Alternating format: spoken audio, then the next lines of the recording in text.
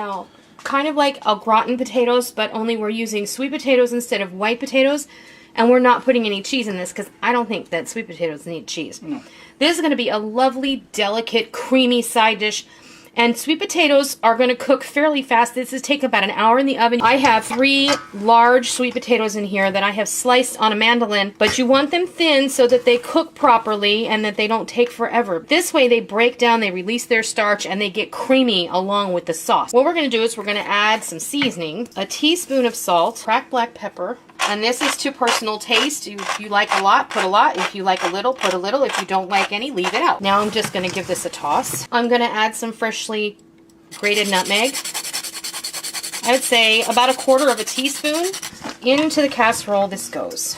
Now I'm going to kind of drizzle this with some melted butter. I'm going to say about 3 to 4 tablespoons. Here's 2 cups of heavy cream.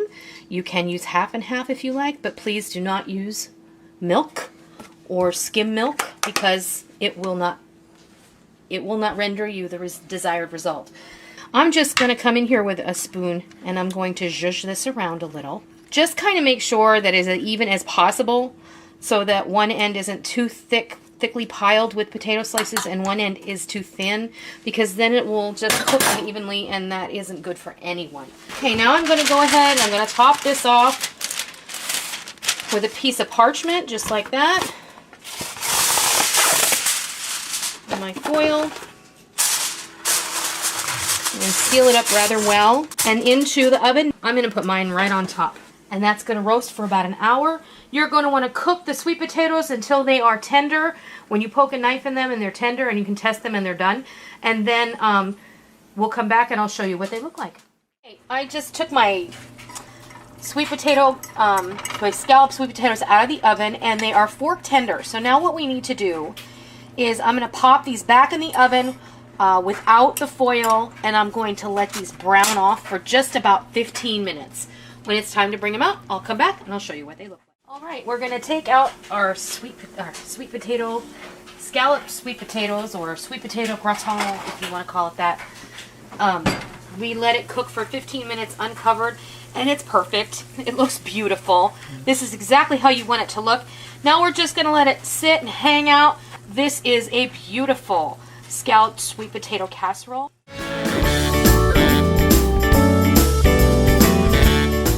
Alright, we're going to go over the ingredients on this savory sweet potato spoonbread. What goes into this is 3 very large sweet potatoes, or about 2 pounds. These have been baked, peeled, and cubed into manageable sized pieces. So I've just, cut them into cubes.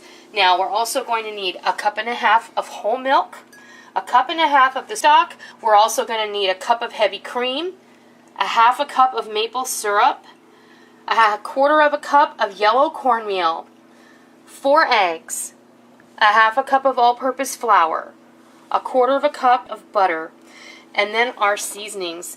We have a teaspoon of poultry seasoning, 2 teaspoons of ground cinnamon, 1/2 teaspoon of ground allspice, 1/4 teaspoon of ground nutmeg, and a teaspoon of salt. Into our pot, our milk, our cooking stock, our maple syrup, our cornmeal, and our butter. This is all going to go in here. Now I'm going to take this to the stove and I'm going to stir this and cook it over medium heat. We're going to cook it until it's thick and all this liquid has been absorbed by the cornmeal. And then we'll be back and we will show you what it looks like and we'll proceed with the rest of the recipe. Alright, we finished cooking up our cornmeal mixture. We're going to go ahead and add all of our seasonings. That smells amazing. And then we're going to go ahead and add our sweet potatoes. Now, I'm going to take a little help from the mixer here. And we're going to go ahead and cool this mixture down by beating the mixture together with the sweet potatoes. Alrighty. Just get those sweet potatoes blended in there really, really well. And then we're going to go ahead and we're going to add our flour, our heavy cream, and we're going to add our eggs. There's going to be 4 eggs that go in here. And then go ahead and mix this up one more time. Alright. And then you're ready to pour this into a prepared baking dish. Well, we're just going to pour this into our prepared baking dish. And when I say prepared, I have just sprayed this with a vegetable oil cooking spray. 350 for 45 minutes, and we'll be back when it's time to pull this out. Right. It has been just about 45 minutes, and our spoon bread is ready to go. And it's supposed to have this little crack in it, and that's how you kind of know it's done. And if you touch it, it springs back a little, and if you shake it like this, you see how it has a little shimmy. That's exactly how you want it. It smells amazing. It smells sweet, it smells savory. So now what I want you to do is I want you to let this sit for about 10 minutes before you spoon into it, and we'll be back. I know you're gonna love it. Our savory sweet potato spoon bread is ready to dig into. Now, this is just delicious. I want you to see what that looks like, and it's steamy and all that, but you see it's creamy and it's just lovely, and it will make a lovely side dish for your turkey, for your holiday table, for any time. I hope you give this sweet potato spoon bread a try, because I think it's an excellent option instead of the same old, same old. So I hope that you give this a try. I hope that you make it. I hope that you love it.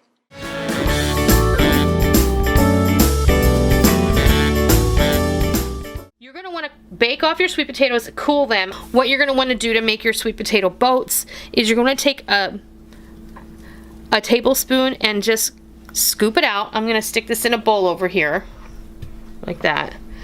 You don't want to take out all of your filling or all of your potato meat, so to speak, because you want there to be a bit of a wall so that it has some structure. And don't worry, these are going to look pretty in the end anyway, so if they look a little bit yucky right now, don't even worry about it.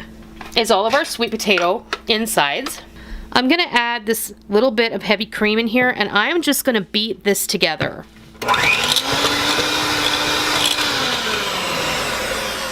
Now you've got a nice mixture that we're going to spoon back inside of our sweet potatoes.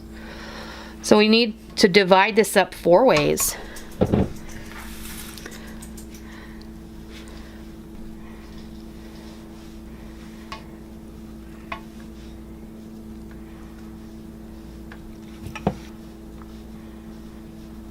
Our sweet potato part is done. Now we're gonna make our streusel. So I'm just gonna set this back over here, and I'm gonna grab another bowl, and I'll be right back. Okay, we're gonna make our streusel, and we're just gonna put all of these things in this big jug.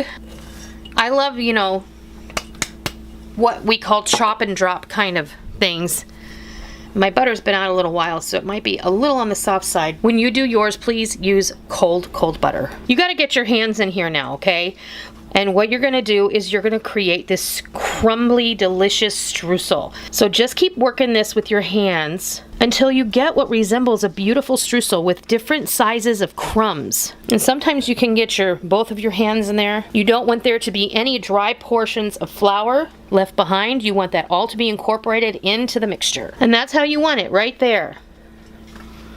You want it to be crumbly and beautiful, because as this bakes, the butter is going to mix with the flour, and it's going to create these beautiful crumbs. And that's how you make it. Like when you make a crumb cake, you can put as much or as little streusel on top as you like.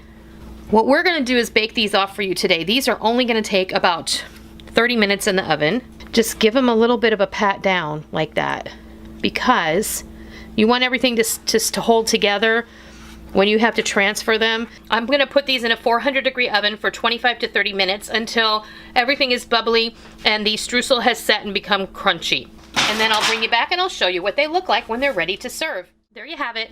These 4 baked for about 25 minutes, and they're perfect. They smell incredible, and I can't wait to taste them. Oh my goodness, that is amazing. And I want to let you know the chipotle flavor is so mild. You just get a little bit of heat and you get a little bit of smokiness from it, but it really does add something. But like I said, if you're not into that, leave it out. These are going to be delicious with or without it.